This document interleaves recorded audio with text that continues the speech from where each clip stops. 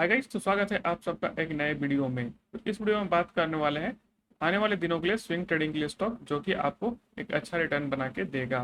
तो अगर रिटर्न का बात करें तो यहाँ से मिनिमम 20 से 30% रिटर्न यहाँ पे एक्सपेक्ट करके चल सकते हैं। और इस वीडियो में हम लोग मेनली चार स्टॉक को कवर करेंगे। तो आइए देखते हैं एक एक करके चार्ट। तो फर्स्ट चार्ट है वो है आपका अडानी पावर का। तो आइए देखते हैं चार्ट पे। तो ये है अडानी पावर का डेली चार्ट। अगर चार्ट पे देखेंगे तो स्टॉक में एक अप ट्रेंड बनते हुए दिखाई दे रहा है, जो कि काफी समय से स्टॉक एक अपसाइड में ही मूव करते हुए दिखाई दे रहा है। अगर यहाँ पे देखेंगे तो स्टॉक में एक हाई लगा है, जो कि लगभग यहाँ पे दिसंबर 23 में यहाँ पे एक हाई लगा है। उसके बाद देखेंगे तो स्टॉक उसी रेंज में नीचे की एक सपोर्ट क्रिएट किया है लगभग 488 के आसपास। और जो अपसाइड में रेंज क्रिएट किया है यानी कि रेजिस्टेंस जो क्रिएट किया है लगभग आपका 573 का यहाँ पे क्रिएट करते हुए दिखाई दिया है। तो उसके बाद देखेंगे तो स्टॉक उसी रेंज में मल्टीपल टाइम वहाँ पे उसी रेंज में मूव करते हुए दिखाई दे रहा है, इस तरह से कुछ मूव कर रहा है।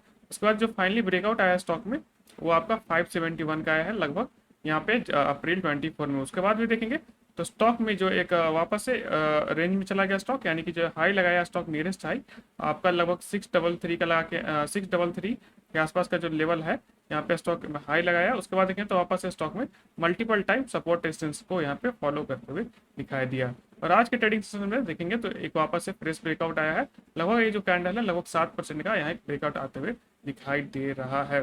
तो इस तरह का चार्ट पैटर्न को मैं बेसिकली एक्सप्रेस पैटर्न बोलता हूँ। और उसके लिए कंडीशन ये है कि अगर जो मेजर अप ट्रेंड होना चाहिए, अप ट्रेंड होने के बाद एक जो ब्रेकआउट होना चाहिए जो कि यहाँ पे ब्रेकआउट हुआ है। उसके बाद देखेंगे तो स्टॉक में एक रेंज होना चाहिए, यानी कि इस तरह से रेंज जो दिख रहा है। उसके बाद ब्रेकआउट होना चाहिए वापस से, और ब्रेकआउट होने के बाद वापस एक रेंज क्रिएट होना चाहिए, उसके बाद वापस एक ब्रेकआउट होना चाहिए। तो इसी को मैं एक्सप्रेस पैटर्न यहाँ पे बोलता हूँ, ठीक है। तो अगर देखें तो चार्ट तो स्ट्रक्चर काफी पॉजिटिव है और ब्रेकआउट भी अच्छा बड़ा कैंडल का यहाँ पे आते हुए दिखाई दिया है। तो फिलहाल क्या करेंगे, अगर फिलहाल का बात करें तो स्टॉक में एक जो है आपका इस तरह से अगर रिटेस्ट आ जाए, इस लेवल से अगर रिटेस्ट आ जाए तो यहाँ पे रिटेस्ट के लिए वेट कर सकते हैं। या फिर अभी जो अगर अभी सेम पोजीशन पे बात करें तो क्वांटिटी यहाँ पे कम ऐड करने के लिए आपको देखना होगा, तो लगभग आपको 20% क्वांटिटी यहाँ पे ऐड करने के लिए देख सकते हैं। अगर नीचे मिल जाए तो स्टॉक में बाकी जो रिमेनिंग 80% क्वांटिटी है वहाँ पे ऐड करने के लिए देख सकते हैं। तो ये था पहला स्टॉक।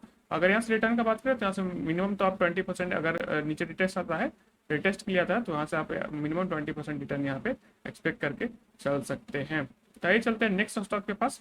तो जो दूसरा स्टॉक है वो है आपका एसएमसी ग्लोबल सिक्योरिटीज लिमिटेड। तो ये है उसका डेली चार्ट। अगर डेली चार्ट में देखोगे तो स्टॉक में इसमें भी एक देखेंगे तो क्लियर अप ट्रेंड है, और यहाँ पे देखेंगे तो एक रेंज क्रिएट हुआ है और उसका भी ब्रेकआउट हुआ। उसको ब्रेकआउट होने के बाद वापस एक देखेंगे तो एक रिटेस्ट लेवल आया, उसके बाद देखेंगे तो स्टॉक में वापस यहाँ से तेजी बना और इस लेवल को ब्रेकआउट किया, और ब्रेकआउट होने के बाद रिटेस्ट भी करते हुए दिखाई दिया स्टॉक। उसके बाद देखेंगे तो वापस से तेजी में जाते हुए दिखाई दे रहा है।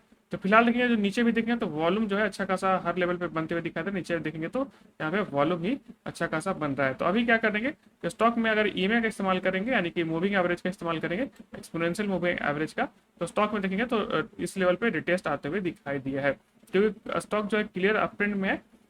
और अब हर बार आप देखेंगे तो सपोर्ट को रिटेस्ट करते हुए में भी नहीं दिखाई दे तो स्टॉक में इस लेवल पे एंट्री बनाने के लिए देख सकते हैं। ये भी एक अच्छा चार्ट है। अगर स्टॉप लॉस का बात करें तो अगर यहाँ से बात करेंगे तो अगर इसमें एंट्री करते हैं तो जो स्टॉप लॉस है आपको प्रीवियस स्विंग का यहाँ पे लेके चल सकते हैं, जो कि 153.55 का जो लेवल है वहां तक आपको जो एसएल यहाँ पे लगा के चलना है। स्टॉक में देखेंगे तो जो एक हाई यहाँ पे क्रिएट हुआ है उसके ऊपर जाएगा स्टॉक, तो यहाँ से मिनिमम आप 20% तो इजीली आप यहाँ पे टारगेट लेके चल सकते हैं। तो रिस्क टू रिवार्ड यहाँ पे देखेंगे काफी यहाँ पे अच्छा है, ठीक है। तो ये था दूसरा चार्ट जो कि काफी अच्छा चार्ट दिख रहा है।